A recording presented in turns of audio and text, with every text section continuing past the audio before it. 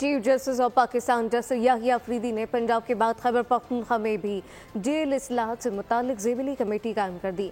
Supreme court of Pakistan से जारी एलामिया के मुताबिक चीफ जस्टिस की सरबराही में मुशावरती कमेटी का इजलास पेशावर में हुआ, जिसमें चीफ जस्टिस ने समाजी कारकुन आयशा बानो की कमेटी को कोऑर्डिनेटर मुकर्रर कर दिया। रुकन सूबाई असम्बली फजल शकूर खान, अहमद करीम कुंडी, अमजद अली और IG जेल खाना जात खैबर पख्तूनख्वा का एक नुमाइंदा भी कमेटी अरकान के तौर पर कमेटी में शामिल किया।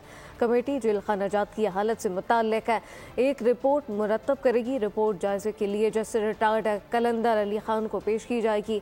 चारों सूबों से रिपोर्ट मिलने के बाद जेल इस्लाहत पर कौमी पॉलिसी बनाई जाएगी।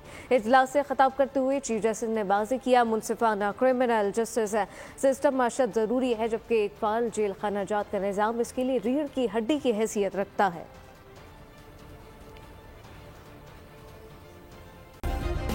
सब्सक्राइब करें और बेल दबाएं ताकि कोई खबर रह न जाए।